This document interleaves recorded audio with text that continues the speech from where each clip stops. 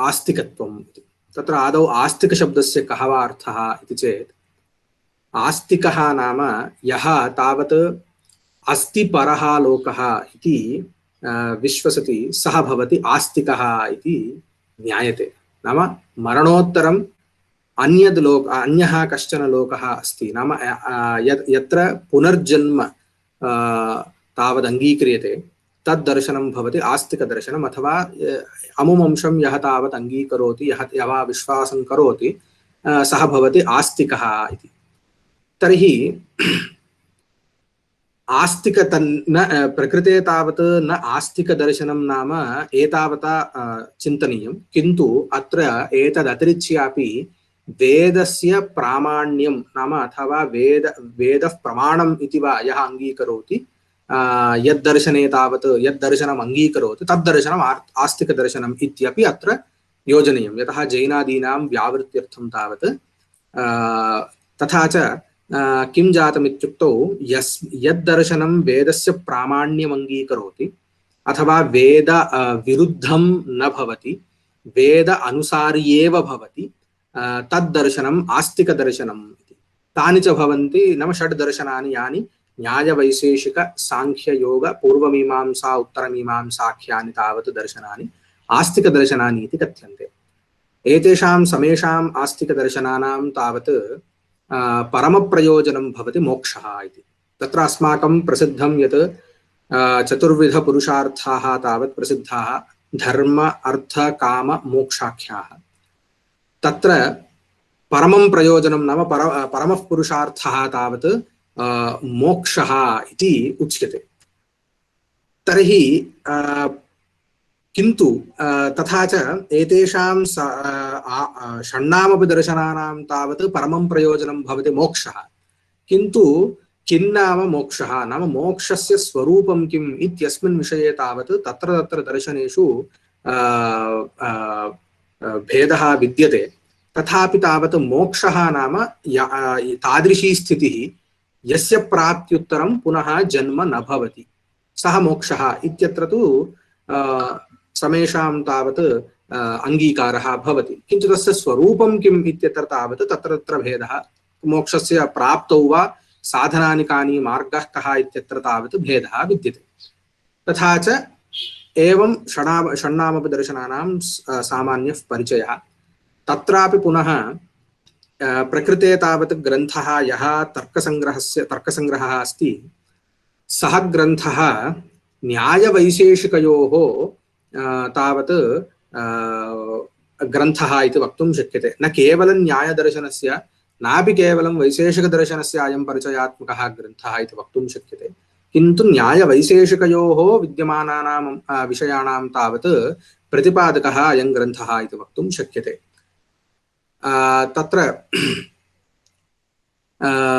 अस्य ग्रन्थस्य तावत् तर्कसङ्ग्रहस्य तावत् कर्ता भवति अन्नंभट्टः।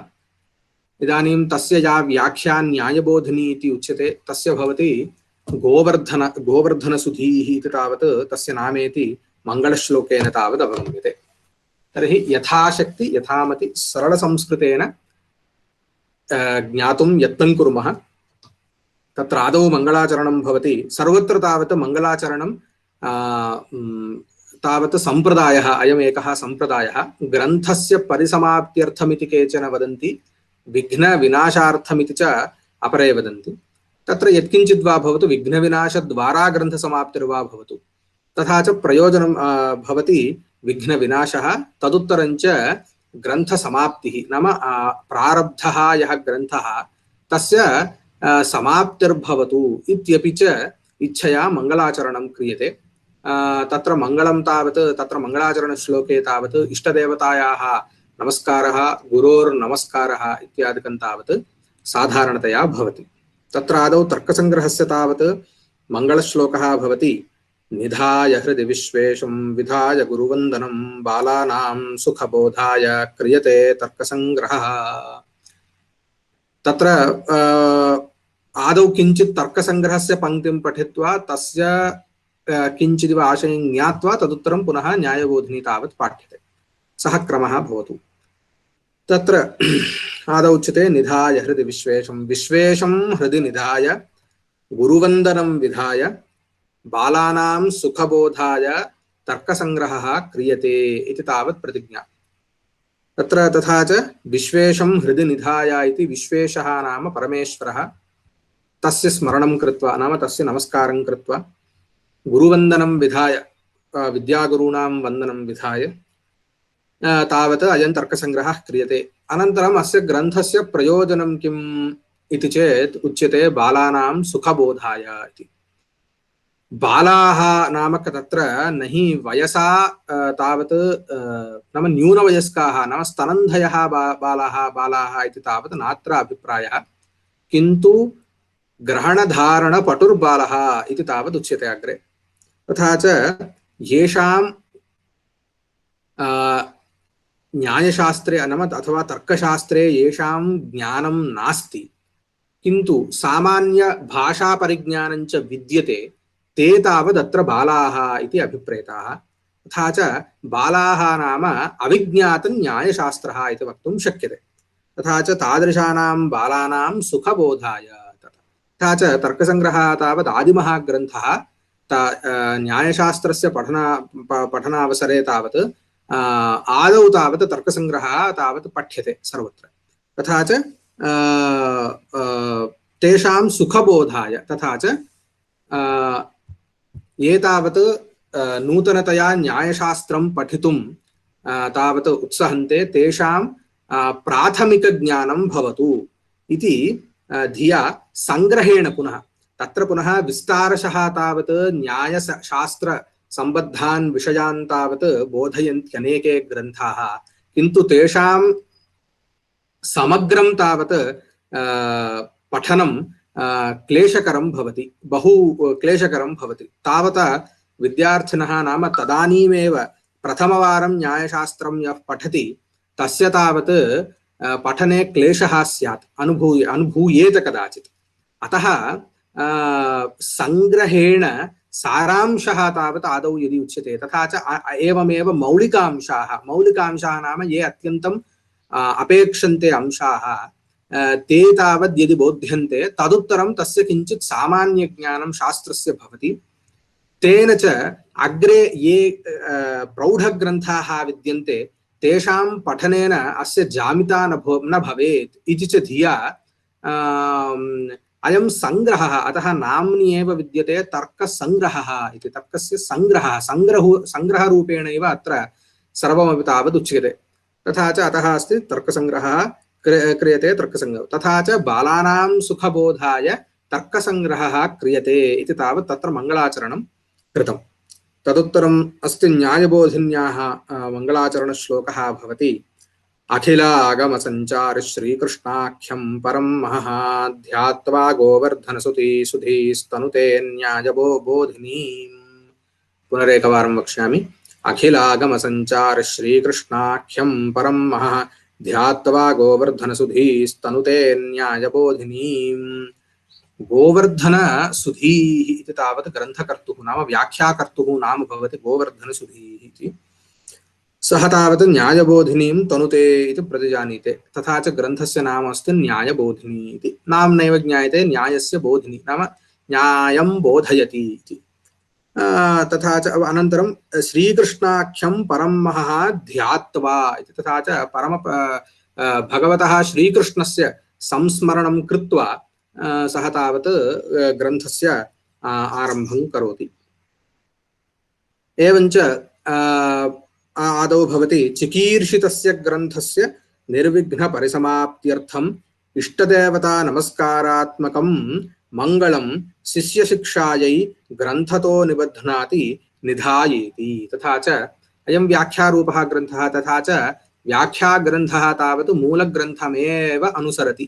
तथा च आदौ मूलग्रन्थे नाम तर्कसंग्रहे तावत् मङ्गलाचरणश्लोकः विद्यते।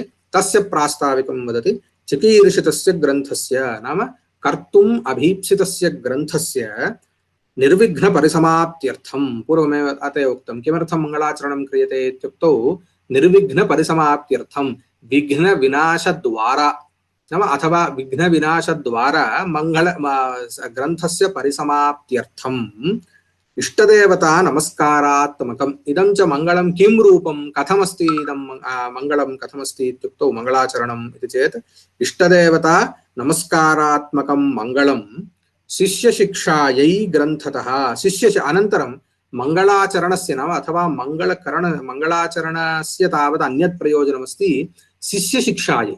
तर्हि तस्य कः आशयः इति चेत् वस्तुगत्या ग्रन्थकर्ता लेखनात् प्राक् नाम ग्रन्थस्य रचनात् प्राक् मनसि गुरुवन्दनम् अनन्तरम् इष्टदेवतायाः नमस्कारादिकं कृत्वा ग्रन्थस्य रचना कर्तुं शक्यते खलु ग्रन्थकर्त्रा।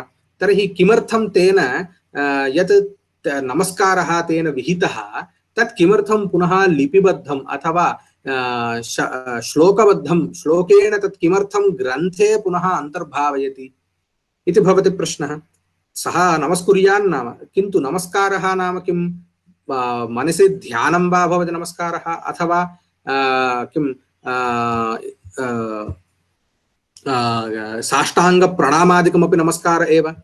तथा च एवं रीत्या नमस्काराः बहुविधाः सन्ति। तत् कृत्वा तेन ग्रन्थस्य आरम्भः कुर्यान् नाम किमर्थं सः तत् ग्रन्थे पुनः तस्य पुनः श्लोकरूपेण तस्य निबन्धनं किमर्थम् इति चेत् तस्य प्रयोजनं वदति शिष्यशिक्षायै। तथा च एवमेव अस्ति परम्परा सम्प्रदायः एवमस्ति इति ज्ञापयितुं शिष्यं तावत् बोधयितुं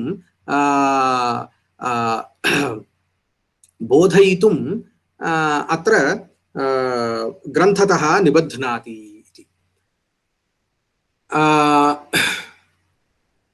अत्र प्रायः कैश्चित् पृष्टमस्ति अत्र किम् अनुबन्धचतुष्टयमस्ति वा इति। सर्वत्र तावत् अनुबन्धचतुष्टयं भवति, अन्यथा यतः तदेव उच्यते प्रेक्षावत् प्रवृत्त्यङ्गम् इति तावत् अत्रापि भवति यत् किम् अधिकारी तावत् भवति यः तर्कसङ्घः न्यायशास्त्रजिज्ञासुरधिकारी भवति।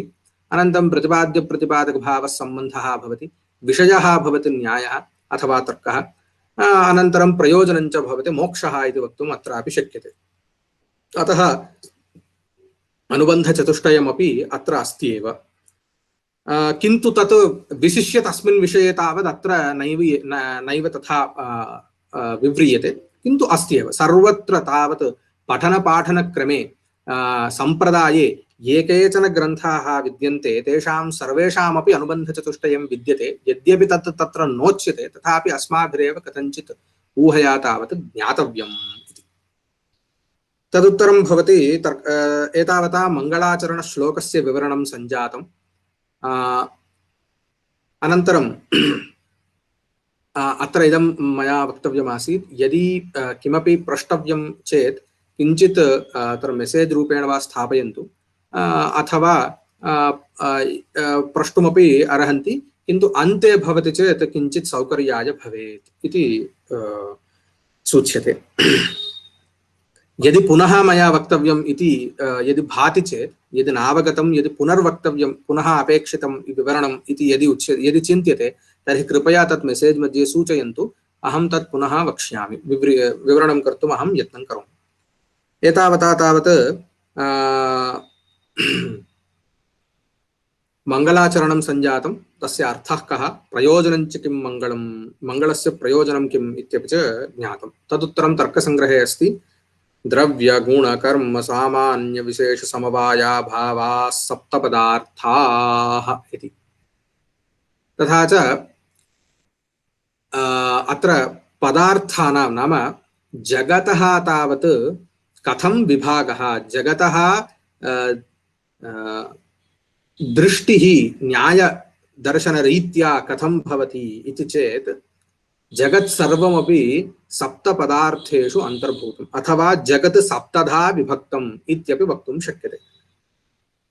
तथा च तदेव उच्यते द्रव्य गुण कर्म सामान्य विशेष समवाय अभावाः सप्तपदार्थाः। तथा च द्रव्य गुण कर्म सामान्य विशेष समवाय अभावाः इति सप्तपदार्थाः। तथा च सप्तधा सप्तपदार्थाः एव तावत् विद्यन्ते। ये केचन नाम यत्किञ्चित् अस्माभिः प्रत्यहं दृश्यते अनुभूयते च तत्सर्वमपि एतेषु सप्तस्वेव पदार्थेषु अन्तर्भवति इति तावत् नैयायिकानाम् अभिमतम्। अनेन किं भवति नाम सप्तधा किमर्थं जगद्विभक्तम् इति किमर्थम् एतत् सर्वं विज्ञानम् अस्माकम् अपेक्षते, तेन किं प्रयोजनम् इति कदाचित् भवति प्रश्नः। तत्र मोक्षः इति पूर्वमेव मया उक्तं, धर्मार्थकाममोक्षाः तावत् तत्र पुरुषार्थाः भवन्ति, तत्र च परमं प्रयोजनं भवति मोक्षः, तदर्थमेव च इमानि दर्शनानि सर्वाण्यपि इति मया उक्तं खलु। तत्र मोक्षः कथं भवति इत्युक्तौ पदार्थतत्त्वज्ञानान्निःश्रेयसाधिगमः इति न्यायसूत्रं वक्ति, प्रथमन्यायसूत्रे भवति।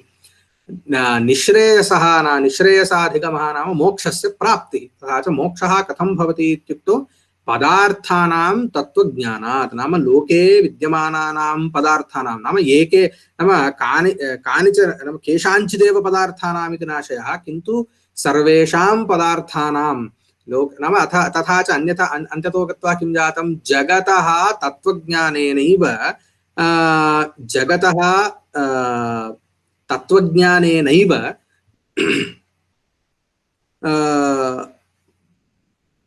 जगतः तत्त्वज्ञानेनैव तत्र मोक्षः भवति इति अभिप्रायः। तथा च तत्त्वज्ञानं नाम किम् इति चेत्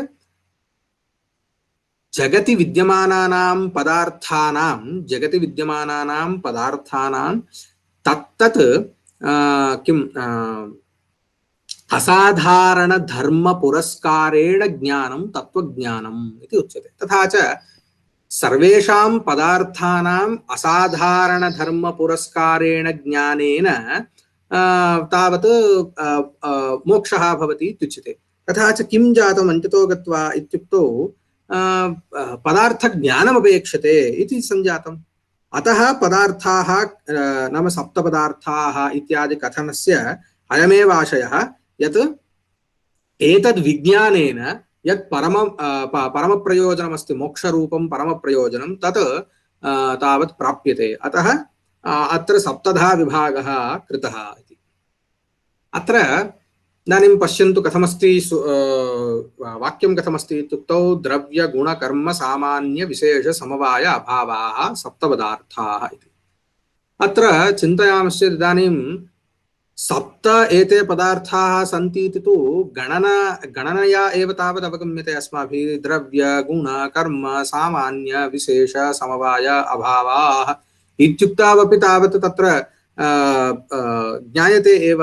अतः किमर्थमत्र सप्तग्रहणं कृतं, तथा च सर्वस्यापि तावत् किञ्चित् प्रयोजनं स्यात्। शब्दः न केवलम् एवमेव प्रयुज्यते सर्वत्र शास्त्रे, प्रत्येकस्यापि शब्दस्य तावत् तत्र किञ्चित् प्रयोजनं भवेत्। तथा च तात्पर्यम् इत्युच्यते तदेव, तात्पर्येणैव तावत् तत्र शब्दाः तावत् प्रयुज्यन्ते। अतः न किञ्चिदपि पदं शास्त्रे अनर्थकं भवति। अतः अत्र शङ्का भवेत् कदाचित्, किमर्थं सप्तग्रहणं क्रियते। सप्तग्रहणाभावेपि नाम सप्त इति शब्दस्य अभावेपि तावत् ज्ञायते एव पदार्थाः सन्ति सप्तैव इति। तर्हि किमर्थं सप्तग्रहणं कृतम् इति शङ्का भवेत्। अतः तस्य समाधानतया तावदुच्यते, तत्र तस्य आशयः कः नाम सप्तग्रहणस्य प्रयोजनम् अथवा सप्तग्रहणे किं तात्पर्यं स्यात्, तस्य स्वारस्यम् इत्युच्यते।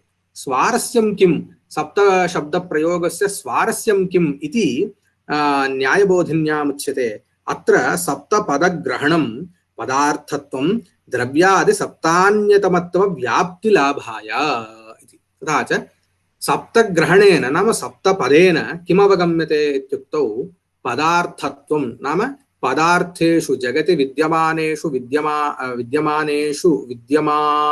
यः धर्मः पदार्थत्वरूपः तादृशपदार्थत्वं तावत् द्रव्यादि सप्त अन्यतमत्वव्याप्यं। तस्य कः आशयः इत्युक्तौ यत्र यत्र पदार्थत्वं विद्यते तत्र द्रव्यादि सप्त अन्यतमत्वम् इति।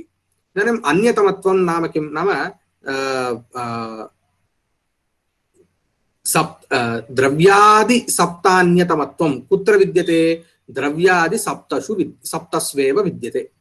द्रव्यादि अन्यतमत्वम् इत्यपि वक्तुं शक्यते। सप्तपदं पुनः तत्रापि स्पष्टार्थं। तथा च द्रव्यादि सप्तान्यतमत्वम् इदं कस्य व्यापकं भवति इत्युक्तौ पदार्थत्वस्य व्यापकं भवति। तथा च यत्र यत्र पदार्थत्वं तत्र द्रव्यादि सप्तान्यतमत्वम् इत्येतद् विज्ञानार्थम् अत्र सप्तग्रहणं कृतं। तथा च सप्तपदेन तावत् एतादृश व्याप्तिः अभिप्रेता। अभिप्रेता तदर्थमेव च सप्तग्रहणं कृतम् इति अत्र उच्यते। आचार्य अत्र कश्चन सन्देशः व्यापकः अधिकदेशवृत्ति व्याप्यः न्यूनदेशवृत्ति भवेत् खलु? एवम्। अत्र तु यत्र यत्र पदार्थत्वम् अत्र समव्याप्तिः एव अस्ति खलु? भवतु। तथापि इदानीं व्याप्तेः अभिप्रायः नाम अभिप्रायः कः इत्युक्तौ समव्याप्तश्चेदपि व्याप्तिरस्ति वा न वा? अस्ति एव। तादृशव्याप्तेः बोधनार्थमेव सप्तग्रहणं कृतम् इति नाम इदं सप्त नाम अत्र सप्तपदस्य खलु प्रयोजनम् अस्माभिश्चिन्त्यते। तथा च सप्तपदस्य किं प्रयोजनम् इत्युक्तौ व्याप्तिग्राहकं तत् नाम व्याप्तेः तात्पर्यग्राहकं। तथा च ग्रन्थकर्तुः एतादृश व्याप्तौ तात्पर्यमस्ति इति बोधयितुं सप्तपदस्य ग्रहणं कृतं। यथा वा वैशेषिकदर्शने सूत्रेषु उच्यते तत्र चकारेण अभावः उच्यते इति। द्रव्यगुणकर्म सामान्य विशेष समवाय समवायश्च पदार्थ नाम तत्र सूत्रं तु यथावत् न हि स्मर्यते। तथापि तत्र चकारेण च इति शब्दः विद्यते। तेन चकारेण तस्य नाम चकारः किमर्थः प्रयुक्तः इत्युक्तौ अभावस्य अभावं बोधयितुं चकारः प्रयुक्तः। तद्वत् प्रकृते सप्तग्रहणं किमर्थम् इत्युक्तौ तर्हि अत्र एतादृश व्याप्तिर्विद्यते अनयोः इत्येतत् ज्ञापनार्थम् अत्र सप्तग्रहणं कृतम् इत्याशयः। एतदनन्तरम् आशंका भवति तत्र शक्तिः नाम काचित् नाम शक्तिनामकः अतिरिक्तः पदार्थः अस्ति इति मीमांसकानां मतं। शक्तिः इति उच्यते। शक्तिः अपि पदार्थः इति तैरुच्यते। अतिरिक्तः पदार्थः नाम अतिरिक्तः इत्यस्य कः आशयः इत्युक्तौ एतेषु सप्तसु यः न अन्तर्भवति इत्याशयः। तथा च द्रव्यगुणकर्म सामान्य विशेष समवाय अभावः इति अभावपर्यन्तम् अपि अभावेषु इयं शक्तिः न अन्तर्भवति इति उच्यते तैः। तथा च अयं च अतिरिक्तः एव पदार्थः इति उच्यते। का नाम शक्तिः इति चेत् कार्यजननानुकूला शक्तिः इति। नाम यत्किञ्चित् कार्यं कर्तुं यत् सामर्थ्यं विद्यते सा शक्तिः इत्यनेन तत् उच्यते। यथा वा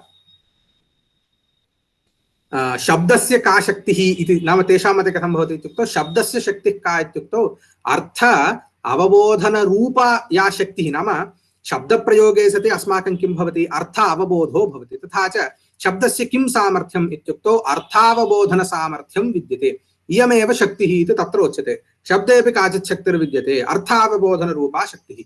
एवमेव अग्नौ अपि काचित् शक्तिर्विद्यते दाहकत्वरूपा शक्तिर्विद्यते।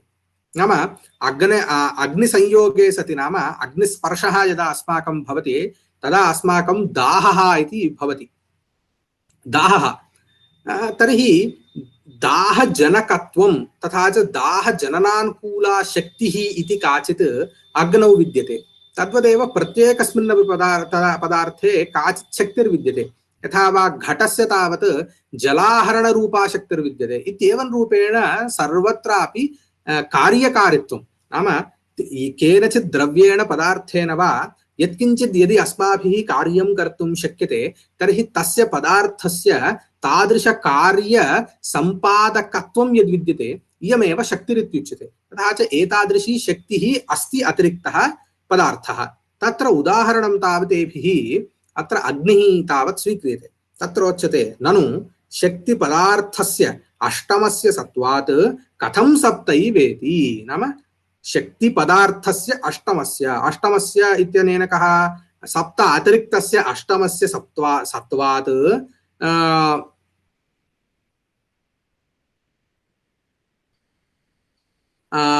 अतिरिक्तस्य अष्टमपदार्थस्य सत्वात् सप्तैव इति कथं भवति? सप्त इति उक्तं, तेन किमुक्तं? पदार्थत्वं तावत् द्रव्यादि सप्तान्यतमत्वस्यैव व्याप्यम् इत्यनेन किं जातं? द्रव्यादि सप्तान्यतमत्वं तावत् अत्र शक्तौ नास्ति। तथा च तर्हि पदार्थत्वं तत्र नास्ति इति आशयः स्यात्। किन्तु अतिरिक्तः शक्तिः नामापि पदार्थः अस्ति। तर्हि कथं वा सप्तैव पदार्थाः इति उच्यते इति तदुत्तरं सः उपस्थापयति। शक्तिः नाम अतिरिक्तः पदार्थः अस्माभिः अङ्गीकार्यः एव इति तद् प्रतिपादयति। तथा हि मण्यादिसंयुक्ते इन्धनादौ सत्यपि मण्यादिसंयुक्ते सत्यपि इत्याशयः। तथा च इन्धनादौ सत्यपि वह्निसंयोगे दाहो न जायते। तत्र इन्धनं नाम किम् इत्युक्तौ काष्ठम् इन्धनं भवति। कस्य? अग्नेः इन्धनं भवति काष्ठं। तथा च अत्र चन्द्रकान्तमणिः इति उच्यते। नाम इदानीं प्रायः तत् तथा हि नाम किम् इति कैश्चित् पृष्टं। तथा हि इति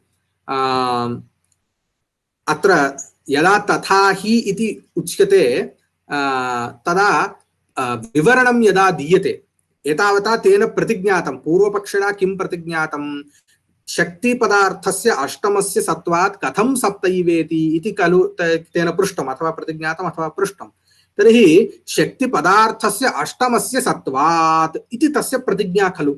तर्हि तस्याः प्रतिज्ञायाः विवरणं यदा करोति तर्हि तत्र भवति तथा हि इति। यथा वा आङ्ग्लभाषायामपि तत्र therefore, hence इत्यादिकम् उच्यते।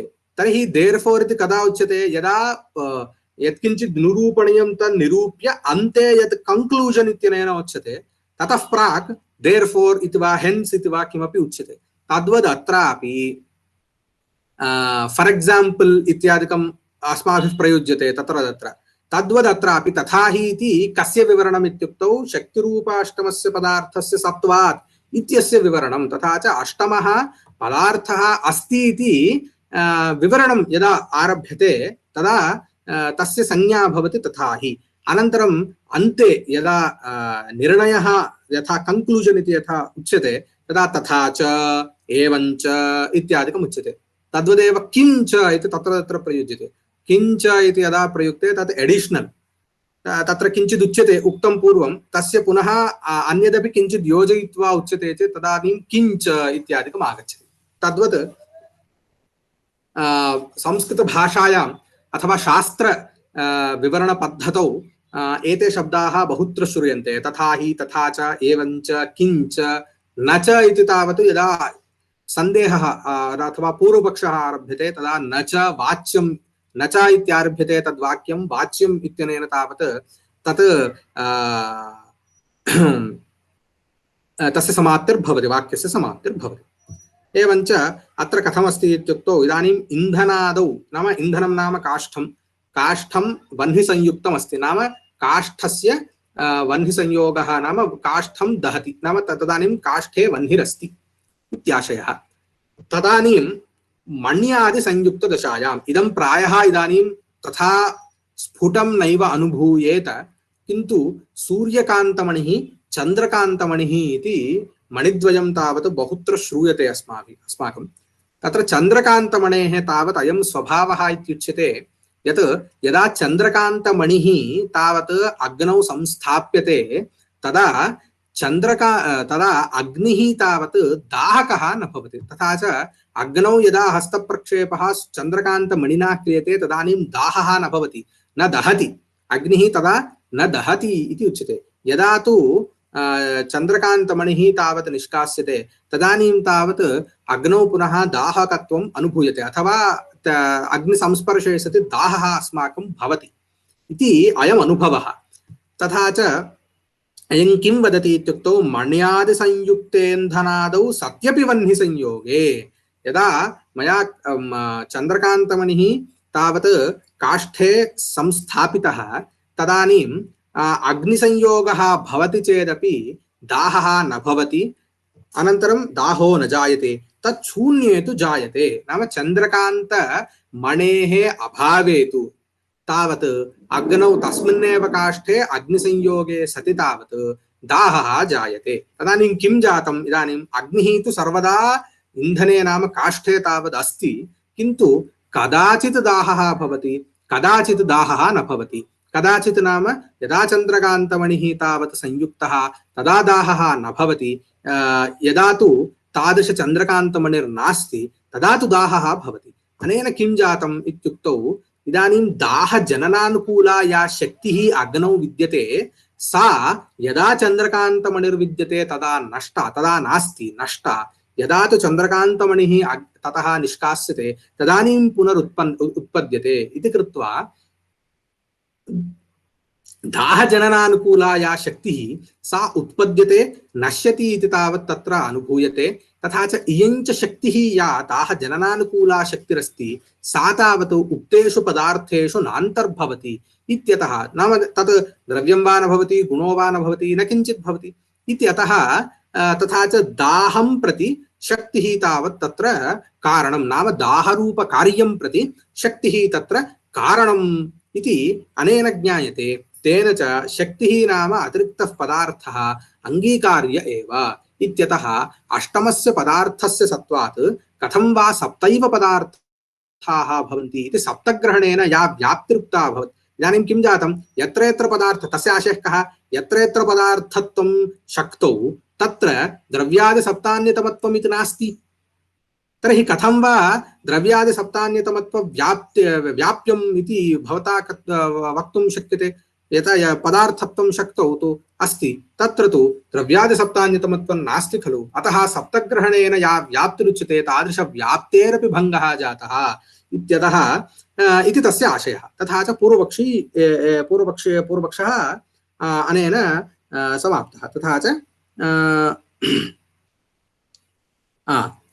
मण्यादि समवधाने तच्छून्ये तु जायते, अतः मणि समवधाने दाहानुकूल शक्तिर्नश्यति, मण्यभावदशायां दाहानुकूला शक्तिः उत्पद्यते। तथा च किं जातं? मणि समवधानं नाम मणिः यदा इन्धने काष्ठे तावत् संस्थाप्यते तदा तावत् दाहजननानुकूला या शक्तिः सा शक्तिर्नश्यति। यदा तु मणिः ततः निष्कास्यते तदुत्तरं तु तत्र दाहजननानुकूला शक्तिः उत्पद्यते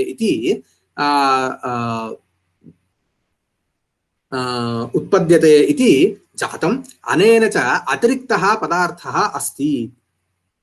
मण्यभावदशायां तु दाहानुकूला शक्तिरुत्पद्यते, तस्मात् शक्तिः अतिरिक्तः पदार्थः इति चेत् इति पर्यन्तम् अत्र पूर्वपक्षः। तथा च शक्तिः अतिरिक्तः पदार्थः अस्ति खलु इति चेत् न दाहं प्रतिमणेः प्रतिबन्धकत्वेन तदभावस्य कारणत्वेनैव निर्वाहे इति। तथा च किं वदति इत्युक्तौ भवतां कः आशयः इत्युक्तौ अग्नौ यदा मणिः संस्थाप्यते तदानीं दाहो न भवति, मणेः निष्कासनोत्तरं दाहः भवति इति खलु अपेक्षते। तस्य निर्वाहः कथं कार्यः इत्युक्तौ अग्नेः तावत् दाहकत्वं तावत् स्वाभाविकं, नाम सहजतया अग्निः तावत् दहति। तथा च अग्नेरेव दाहं प्रति कारणत्वं, शक्तिः इति मास्तु। किन्तु तत्र कार्यं प्रति किञ्चित् प्रतिबन्धकमपि कदाचित् भवति। यथा यत्र जलं भवति तत्र वह्निः न भवति, तर्हि वह्नेः प्रतिबन्धकं जलमिति वक्तुं शक्यते। तद्वत् प्रकृते दाहं प्रति तावत् यत् नाम चन्द्रकान्तमणिः यः अस्ति सः तावत् प्रतिबन्धकः भवतु। तथा च दाहं प्रति तावत् कारणं शक्तिरिति मास्तु, अग्निरित्येव भवतु। तथा च दाहं प्रति कारणम् अग्निरेव, तस्य तावत् कार्यं नाम किम्? इदानीम् अग्नेः कार्यं किं जातं? दाहः। दाहं प्रति प्रतिबन्धकं तावत् मणिरिति भवतु। तथा च प्रतिबन्धके सति तु कार्यं न भवति किञ्चित्। नाम यथा वा इदमुच्यते एकस्मात् प्रदेशात् द्वितीयप्रदेशपर्यन्तं जलं गन्तव्यं चेत् अस्माभिः किमपि पैप् संस्थाप्यते। तदानीं जलं प्रवहति, तस्य मध्ये किमपि वाल्व् वत् किमपि संस्थाप्य तस्य पिधानं कुर्मश्चेत् किं भवति, अस्माकं यत् अपेक्षितं कार्यं point A to point B पर्यन्तं जलस्य गमनम् इदं न भवति। किमर्थं, मध्ये वाल्व् तत्र पिहितं, तेन तत्र प्रतिबन्धकः जातः, अतः इदं कार्यं न सम्पन्नम् अस्माकं। तद्वदेव प्रकृते मध्ये तावत् मणिः प्रतिबन्धकः इति भवतु, प्रतिबन्धके सति कार्यस्य तावत् उत्पत्तिर्न भवति, कार्यं तावत् न भवति इति अनेनैव उपपत्तौ, नाम दाहकत्वं, नाम कदाचित् दाहः कदाचित् न दाहः इत्येव खलु अस्माकं वास्तविकी स्थितिस्तु न कुत्रापि भिद्यते। तादृश तस्य तावत् वर्णनमेव खलु अस्माकम् इदानीम् अपेक्षते। एवं रीत्या अस्माभिर्वर्ण्यते यत् तत्र मणिः तावत् प्रतिबन्धकः। किं प्रति प्रतिबन्धकः? दाहं प्रति प्रतिबन्धकः मणिः। तथा च प्रतिबन्धकस्य सत्त्वे तु कार्यं नोत्पद्यते, प्रतिबन्धक अभावे तु कार्यम् उत्पद्यते। तथा च अत एव यत्किञ्चित् कार्यं उत्पादनीयं चेत् तत्र प्रतिबन्धकस्य अभावः अपि अपेक्षते इति उच्यते। तथा च एवं च किं जातं, प्रतिबन्धकाभावः अपि कारणं सञ्जातं, प्रतिबन्धकं तु तस्य विघातकं सञ्जातं, कार्योत्पत्ति विघातकं सञ्जातं। तथा च प्रकृते अपि मणिः तावत् प्रतिबन्धकः इति। तथा च किं चेत् दाहं प्रति मणेः प्रतिबन्धकत्वेन तदभावस्य च कारणत्वेन, तदभावस्य नाम मण्यभावस्य कारणत्वेन इदानीं दाहरूपकार्यं प्रति किम् अपेक्षते इत्युक्तौ, यथा वह्निरपेक्षते तद्वद् मण्यभावोऽपि अपेक्षते। तथा च तदभावस्य कारणत्वेनैव निर्वाहे। कस्य निर्वाहे? नाम कस्य निर्वाहः इदानीम् अपेक्षते? कदाचित् काष्ठे वह्निसंयोगे सति दाहः, कदाचित् न दाहः इति खलु निर्वाहः इति अस्य अंशस्य निर्वाहः अपेक्षते। अस्य अंशस्य निर्वाहः तावत् मणेः प्रतिबन्धकत्वकल्पनेनैव उपपद्यते। मणेः प्रतिबन्धकत्वं मण्यभावस्य च कारणत्वम् इत्येतावतैव तत्र निर्वाहः संभवति इत्युच्यते। कारणत्वेनैव निर्वाहे मणिसमवधान असमवधानाभ्याम् अनन्तशक्ति तत्प्रागभाव तद्ध्वंस कल्पनायाः अन्याय्यत्वात्। इदानीं यदि शक्तिः नाम अतिरिक्तः पदार्थः स्यात् तदा किं भवति इत्युक्तौ, यदा मणिर्नास्ति तदा तु शक्तिरस्ति, शक्तिरस्ति इत्यतः दाहः भवति। यदा तु मणिः संस्थापितः अग्नौ तदा किं जातं, शक्तेः नाशः जातः, तदुत्तरं तत्र अतः एव तत्र दाहः नोत्पद्यते। पुनः तावत् मणिः ततः निष्कासितः, तदुत्तरं पुनः शक्तिरुत्पन्ना, तया तद्वशाच्च अग्नौ दाहः अनुभूयते। इत्येवं रीत्या तत्र कल्पना कर्तव्या। एवं खलु, यदि शक्तेः अतिरिक्तत्वम् अङ्गीक्रियते एवं कल्पना कर्तव्या। तथा च अत्र किं किम् अस्ति इत्युक्तौ, एकवारं शक्तिः नष्टा, कथं, यदा मणिः संस्थाप्यते तदा विद्यमाना शक्तिर्नष्टा, तदानीं तस्य ध्वंसः जातः।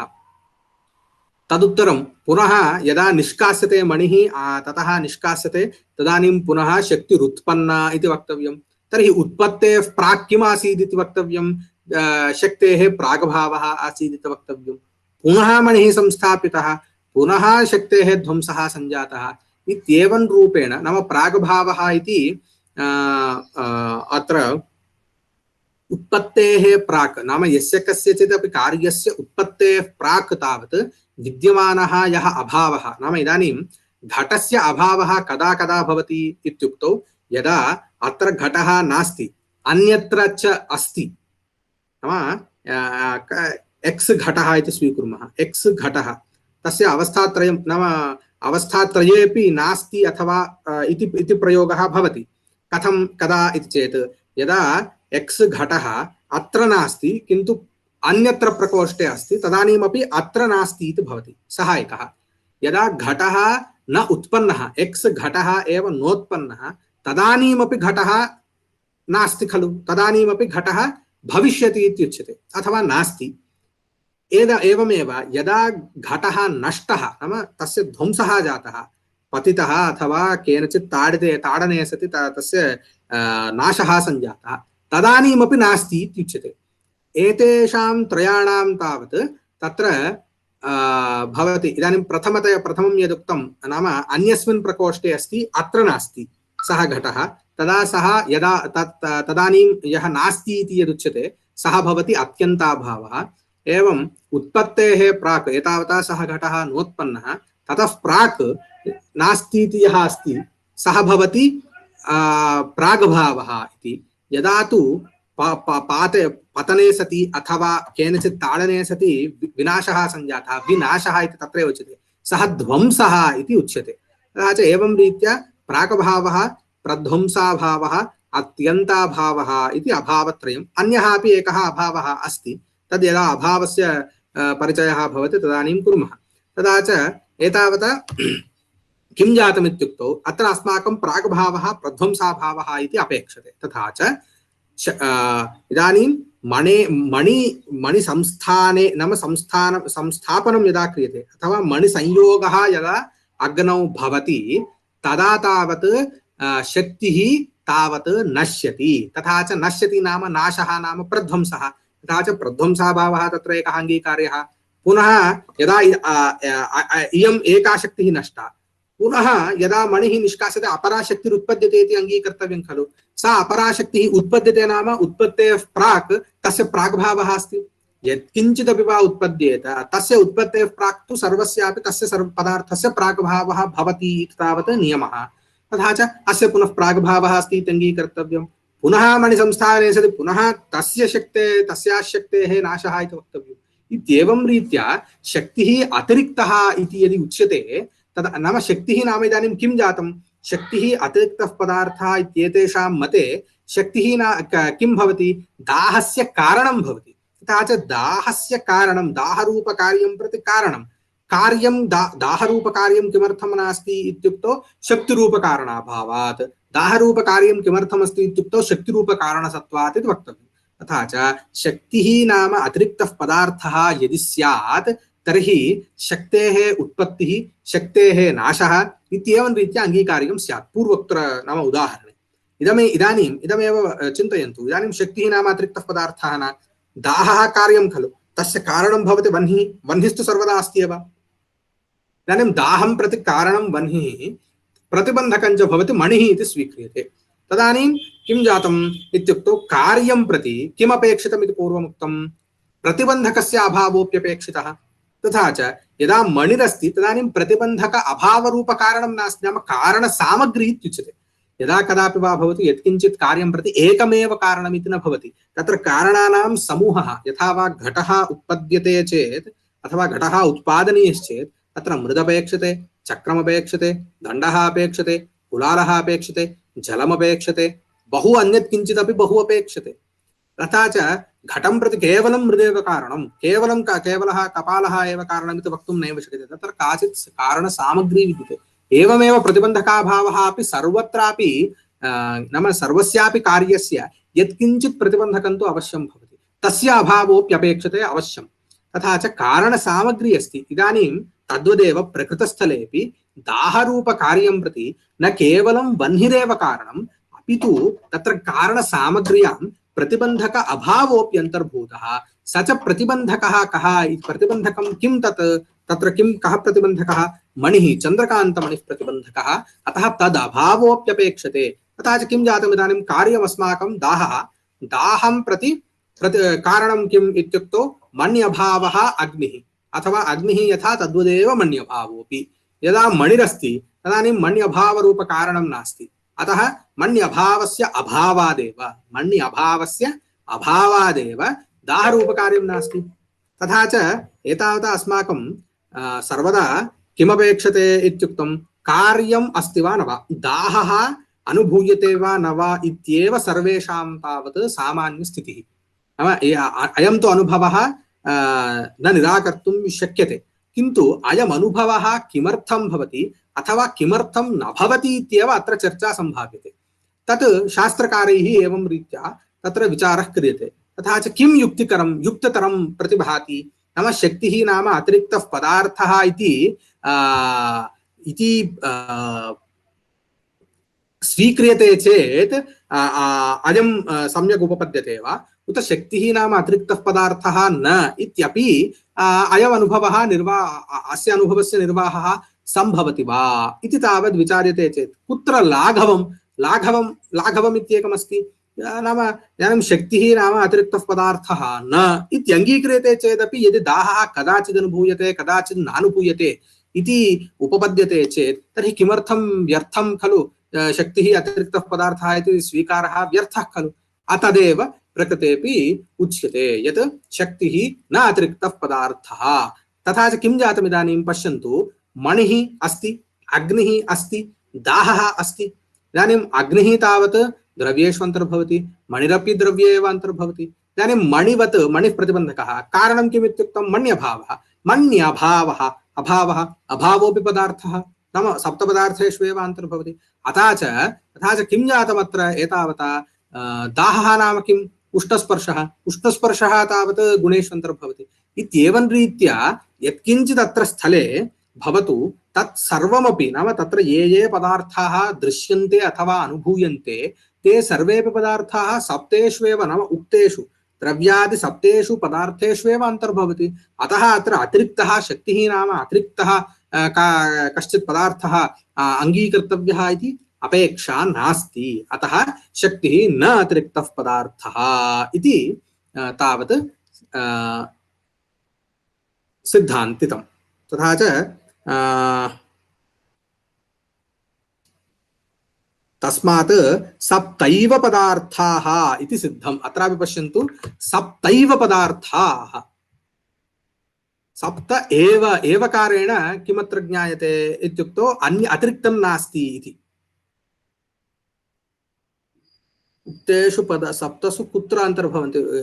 मया इदानीम् उक्तं खलु, वह्निः तावत् द्रव्ये अन्तर्भवति, दाहः गुणे अन्तर्भवति, अन्यत् किञ्चित् यदस्ति मणिः अपि द्रव्ये, मण्यभावः अभावे इत्येवं रीत्या अतिरिक्तम् अत्र किमपि नास्ति। अतः एवं रीत्या सर्वेपि पदार्थाः उक्तेष्वेव पदार्थेषु अन्तर्भवन्ति। अतः अतिरिक्तपदार्थस्य अपेक्षा नास्ति इति सञ्जातम् इति। अत्र संशयाः सन्ति चेत् पृच्छन्तु, अहं यथाशक्ति तेषां समाधानं वक्तुं यत्नं करोमि।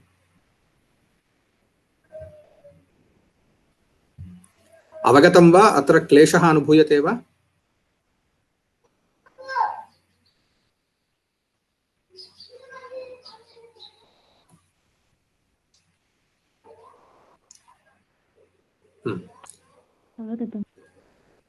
तर्हि पुनः श्वः पुनः सायं 4 पुनर्मिलामः।